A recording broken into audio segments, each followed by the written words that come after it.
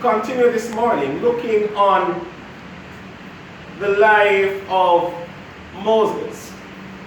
And as you're well aware, the two previous sermons where we're looking at his life, we didn't see him feature yet in the life of Moses.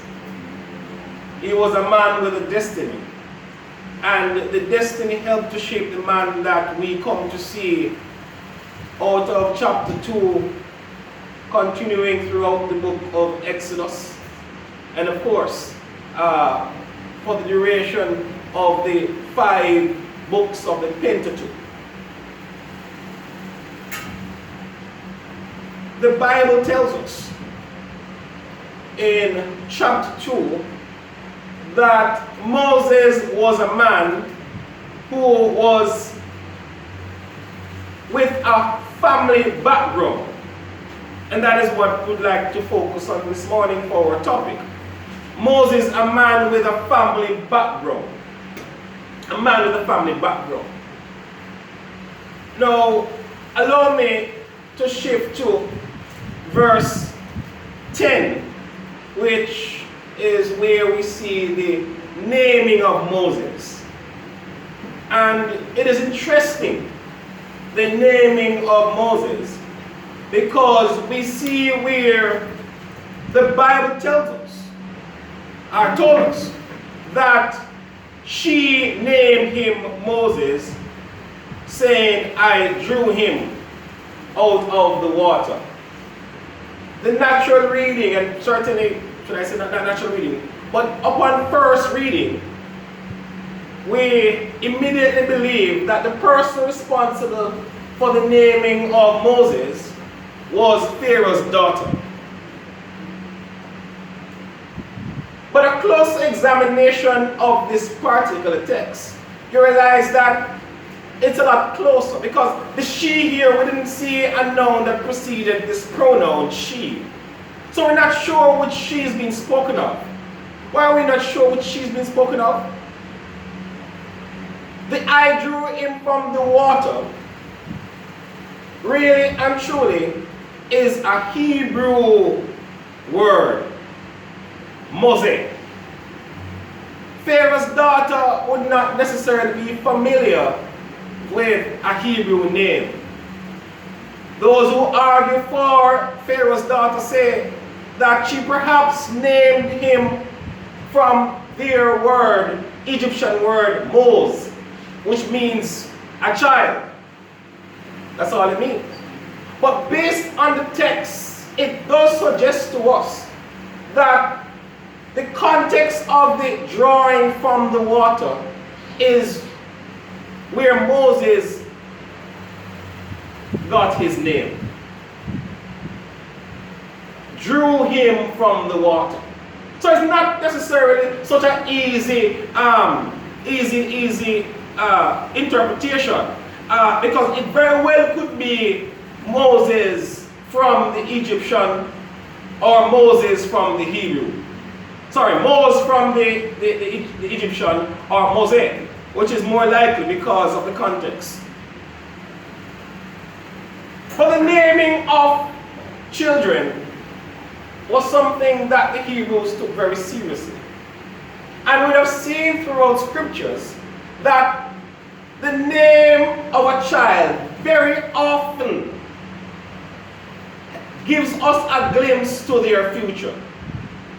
Because yes, this is a past, drew him from the water, but in many respects, God drew the people of Israel out of Egypt and through the waters of the Red Sea. That was what would come a lot later. We have seen time and time again where the name gives us a glimpse of what their future ministry entailed, or sometimes based on the circumstances of their birth. For example, Isaac, which means laughter. Remember, Sarah laughed when God said, "Hear what you, lady of many age, okay, will bear a son." She laughed at God and said, "All right, Name him Isaac. Laughter. We see going in the same family, Abraham. He wasn't always Abraham. He was Abraham, which means father. Never had any child and he named father. I wonder if he was the subject of many jokes. Name father and don't have any children. But the Bible tells us that he renamed him Abraham, which means father of many nations. What a name change. What an awesome name change. Because this man renamed father of many nations. Yet still, he was not even a father, but he became a father of many nations. It's interesting how the Lord works. Magnificent. So we see where the naming does help us to see a glimpse of their future ministry as well as the context of their birth in Hebrew. Today we don't necessarily do so much of that. We generally see a name and it sounds nice and we say, why name Dicey? Come and name the child that. I mean, this is the age of the blue ivies and the age of naming a child after a planet. You can call him Saturn. That's the age that we're in. If it sounds good, you just name the child that. And I love to encourage persons that, yes, look through the name of a child. Alright, look through it, examine it. Alright, look for the meaning of a child, name of a child. Not because it sounds good alone. But I'd like to also say to you that not just because you have a good name means that you'll be a good person. Hello? Not just because you have a good name means that you're going to be a good person. You have some persons with unfortunate names, like a Jabez meaning pain, and he changed around his life. So, what's the point I'm making? The point I'm making is this. If you are a parent about to name a child, try to choose a nice one. Right? One that has a strong meaning. But if you're already named, don't be sad about your name because, oh my father and mother named me Damien, so it means they are doomed to failure. No! God is interested in changing character more than changing name. That's what he's about. He's a God of changing character rather than changing name.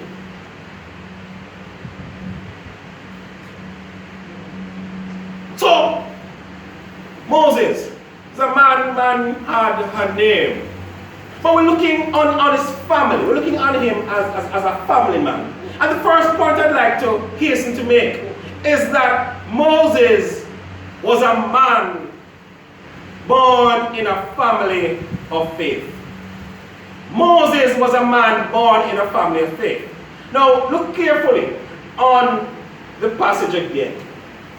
And I want you to understand that Jochebed, who incidentally was named Divine Splendor, that's what her name means, or Jehovah My Glory, did not by happenstance. It was not, oh, let me try something.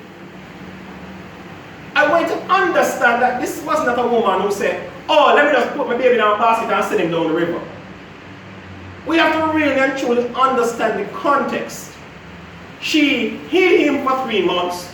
She could hide him no longer. And she did something that is similar to what her forefather would have done.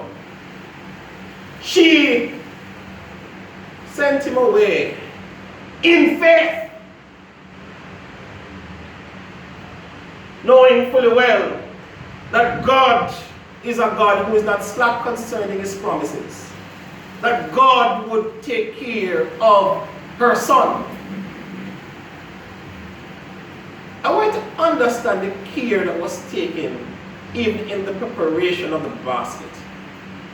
The papyrus, the kind of tar that was used. The tar that was used is akin to that which Noah in the ark used. And remember, no water could have come in the Noah ark now.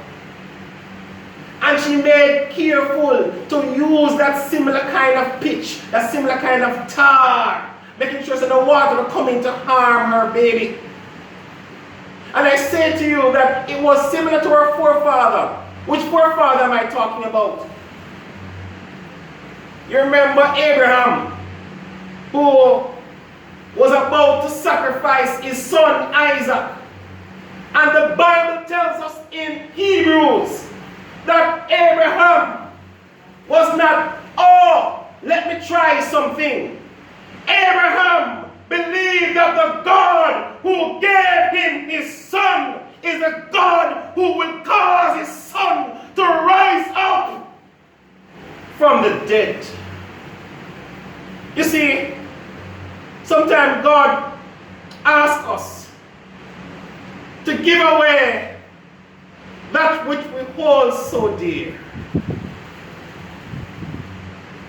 knowing fully well that he's going to give us back 100-fold.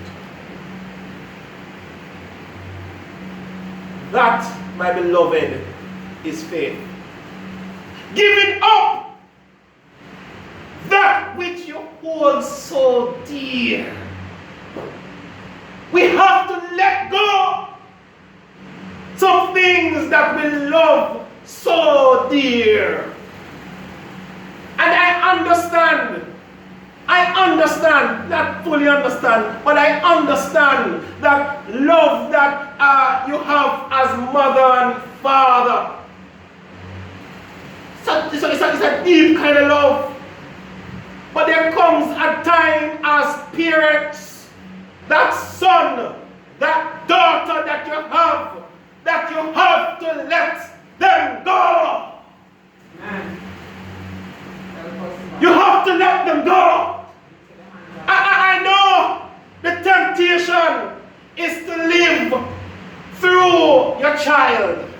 I know the temptation is to hold on and not let them make their own mistakes. I know the temptation is to keep them close to you. But there comes a time, maybe not so young as was the case of Moses, but there comes a time, parents, that you have to let them go. In a wedding ceremony, the father is called giveaway father for a reason. Because he has to make that difficult job. Not just carrying her down the altar. That's the easy part. But putting her in the hands of another man, who would now become the one who takes care of his wife. I'm not telling any lie. It's difficult even as Carissa is so young. And I'm looking at her and say, why it will be so hard. But I know that we have to let go and let God. We have to let go and let God take the rest. We can't choose for our children, especially when they're adults. In fact, we can't choose for them when they live in their home and they're not even yet adults. We can't choose. We can't live for them. We have to let them go. We have to let go of some things that we hold so dear in our families. We have to let it go. We have to let it go. And trust God. That the God who would have given the instruction, notice, brethren, how God worked it out. That Moses would have been sent out in faith only to be returned, hallelujah to God, to the mother. But God never only returned him to the mother. He returned him with payment. She received pay for take care of her own picnic. She received blessing. Her child was now protected. Fear will not harm the child anymore. 1. 2, not only protection, but the second one was provision. God provided for that child. Amen. Amen. God provided for that family. As people of faith, know this, my family. God will provide. If as you see that which you love floating down the stream, if as you see out there leaving you. Know this, that the same God who provided for you initially, He will continue to provide for you. And He's not a one-time providing God. He's an all-time providing God. Irrespective of the economic situation. I'm sorry, but I can't look to green and I can't look to orange to provide for me. I'm sorry, you do that, you're on your own. But I can't look to green and orange to make my provisions for me. My provisions come from the God of all provision. Amen. He will make a way, friends, where there seem to be no way. Hallelujah. He will make a way. Hallelujah. He made a way for Moses, and He will make a way for you. But not only did we see that there be returned to Him, but God provided an opportunity for the father, whose name was Amram, which means people exalted, and for Jochebed, whose name means divine splendor or Jehovah my glory, to instill some teaching, some weaning of godly principles into this young Moses' life. Amen. Moses would have been taught about his forefathers. He'd have learned about Abraham. He'd have learned about Isaac. He'd have learned about Jacob. He'd have learned about Joseph. He'd have learned about them and about their faith. This was a family of faith. What a family to come from, a family filled with faith. But here comes the second point, which you perhaps would not necessarily see, is that he was a man who was born in a family of faith, but he also was a man born with a family with failures. Oh no. He was a man born in a family of faith, and that's good. And say, yes, oh, my grandmother was a wonderful grandmother. She was a praying grandmother. She was a loving grandmother. And that is all well and good. But if we're honest with ourselves too, we have families that fail. All of us do. We may call them a mixed blessing, because they come with good, but they also come with bad. And guess what? We're no picnics either, no. We have families with mixed blessings because we ourselves are mixed blessings. Come on now. We have families with failures because we as man and we as boys, humans, we are people who fail. No, I want you to take careful notice now, because Moses is from the Levites. Now remember carefully now that Levi was a man. We look at 49, Genesis chapter 49, I think it's verse 7. Down to when Jacob is on his deathbed. Sorry. Yes, Jacob is on his deathbed. He was praying. He says, here what? You are cursed. This Levi is from a murderous.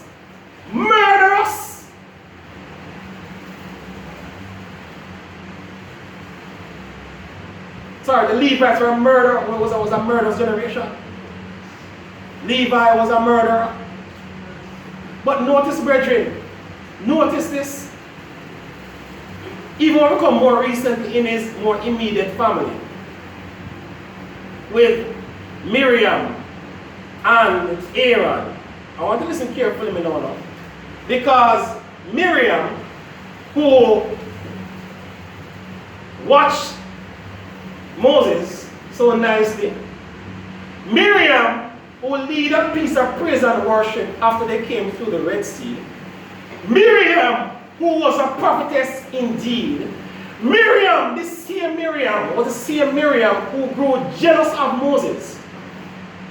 So much so that she began to talk against Moses. And she never only did that, but she pulled in Aaron too. It was both Miriam and Aaron who spoke against Moses. And the Bible said that they were struck with leprosy. Miriam. She was struck with leprosy. No, I want to hear what I'm saying now. No. Look also on Aaron. Aaron was Moses' right hand. Aaron was the mouthpiece for Moses. This is Aaron. But it's the same Aaron. When Moses went up on Mount Sinai to receive the commandments from God, he is the same Aaron who lead the people of Israel into worship of the golden calf. Let me tell you something. We all have families with failures. There is no perfect family. We may can choose a friend, but we can't choose the family. And let me tell you this. You can't choose them, but understand this. The father and mother what you have was God's choice for you. God chose them for a reason. The daddy where you get, the mother where you get, you got for a reason. And I'm not going to stand here and say, yes, I know not everybody got the mother and father that they all are so perfect. The perfect mother and father. I know not everybody got that. In fact, nobody got that. I don't care how nice a mother is, and I don't care how nice a father is. There is no perfect mother and no perfect father. The sister and brother will give you a problem. They were chosen by God as well for you and for your family. And it is for you to learn from them, and it's for you to impart learning to them, and it's for you to learn to forgive them. Take a notice of this. We love to talk about, these men of faith from the Bible. But then they all make up with no wonderful godly mother and godly brother and godly sister. Joseph. You remember Joseph? Fear brother them sent him off into slavery. His brother them sent him into slavery. But I want you to understand this, brethren. That no care what your mama do, no care what your father do, no care what they have done to you, and what I'm imploring you to do. I know it's not easy. I know it's difficult. But I'm imploring you, I'm encouraging you that don't get bitter from it, but get better from it. That even though you have gone through the difficulties that of having these family members in your life, they are there for a reason. That brother or sister where you can't stand is God teaching you patience and perseverance. That picnic will give you one whole heap of problem. God is teaching you tolerance. God is teaching you peace. They are there for a reason. When Joseph's brother sent him off into slavery, the enemy meant evil when he did that. But notice what Joseph said. I believe it's Genesis chapter 50 verse 20.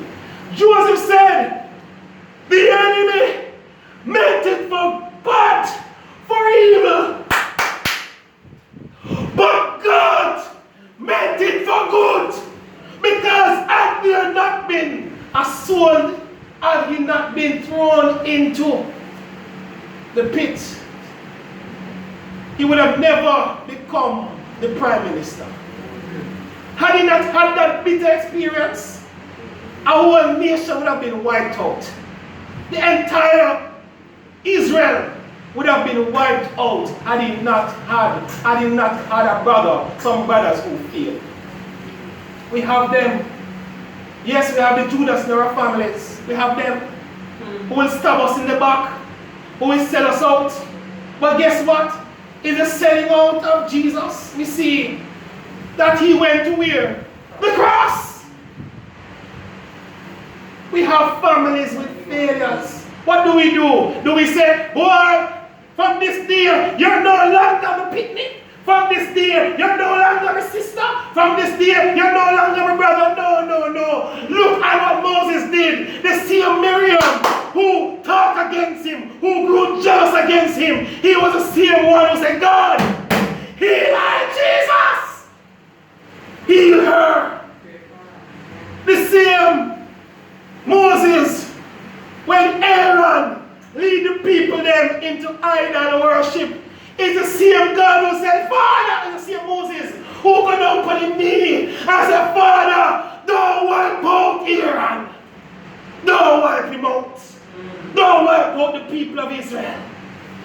It's the same Moses who stood on behalf of his family. God have you in that family? Yes, for you to learn some things, but also for them to learn some things from you. Yes, there are some times when they won't listen to you, but that can't stop you from going up on your knees and keep on praying for them. Amen. Because you know what? They may not listen to you, but God listens to you. And he's someone who can do something about it. You can't do nothing about the family where you have. You can't change them. But God is the God. When he touch heart, he touch mind, he touch the body. He is the God who can take care of things. So, Moses was a man with a family, born a family of faith. Moses was a man of a family born in a family rather with failures. But third and finally, Moses was a man born in a family, yes, but a family formed by God. A family formed by God. Now, most of the morning I spent looking on the fact that Moses, it was Moses' blood relatives. But I want to take a real look at this thing now. Because, well, there's some theologians who say Moses would have gone there perhaps about 3. There's some say that Moses would have gone there about 6. There are a few less who say Moses probably would have gone there about 12. Now, I don't know at what age Moses went to live with Pharaoh's daughter. I don't know, right? But what is clear to me is that, one, the family here that was formed for Moses did not go the traditional way. Because what is tradition for us is biological mother and father, the nuclear setting. And we say, boy, the nuclear setting is the ideal setting. Are you with me? That's what the picture that we learn from our culture. But I'd like to say to you that this is not always the case. God is the one who formed the family. For some of us, we grew up with an auntie. For some of us, we grew up with an uncle. For some of us, we grew up with a grandmother or a grandfather, or both grandmother and grandfather. Sometimes we grew up with persons who don't have no biological connection to us. They're not all blood relatives. But understand this, brethren, that yes, they may not be your blood link, but guess what? That's a family that has been formed by God. We say, boy, stepmother, and because of the whole heap of, fairy tales that are written, we tend to see stepmother and stepfather as the worst. Oh, they're evil, they're bad. Where we get that from? There are many persons with some very good stepmothers, just like them have good mothers, and there are some persons with some very good stepfathers, just like them have good fathers. But we have been colored, not by scripture, but by what we see in fairy tale. Understand that the family is formed by God. You don't design how you want things to go. Sometimes things are placed beyond your control. And it's important that you understand that you were formed in the family that God created. Because notice this, I made mention earlier that Moses would have received some godly teaching. And notice at the age when the godly teaching is done, we call it the formative years. The 0 to 6 is called the formative years. That's where the instructions in morality came for Moses. Moses had a deep connection with his heritage. That was very clear. We just tend to look at Moses, oh, he did murder the Egyptian. But if we look at what happened, why that took place, it was a connection, a deep heritage connection with him seeing something wrong and reacting. He did it about it the wrong way. Don't get me wrong, went about it the wrong way. But something struck a nerve. We see Moses stopping the two Israelites who were fighting. Because of that godly heritage that was imprinted upon him. But notice this, brethren, even as we say we're forming spiritually, notice Moses' formation in his family. Because when he went to live with Pharaoh's daughter, he would have learned academically. He would have received some teaching that he would not have been exposed to from the Hebrews. He'd have learned some strategies. He'd have learned fighting, how to become a warrior. He'd have learned all these things. He'd have learned to become physically strong. He'd have learned to become mentally strong. He'd have learned not only spiritually, but psychosocially as well. He'd have learned all of these things that he would not have been exposed to from his Hebrew parents. The circumstance to you may not have been ideal, but God is forming you. Or perhaps the circumstance may not have been ideal for you, but God would have formed you in the family that you were created. If you perhaps did grow up with a mother and father, perhaps some things you would not have learned. Because I can tell you something, I never grew up with my grandmother. But I thank God for the time I spent with her, and I'm really sorry that I never get more opportunity to learn some more things. Because I'm telling you, there is no bush this woman don't know, and that she don't know what it's good for.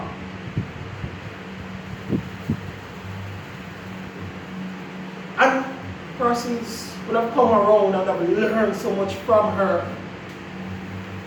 And what I'm saying to us friends is that, one, be happy for the formation that you receive. Two, help to create the proper formation for those who are coming behind you.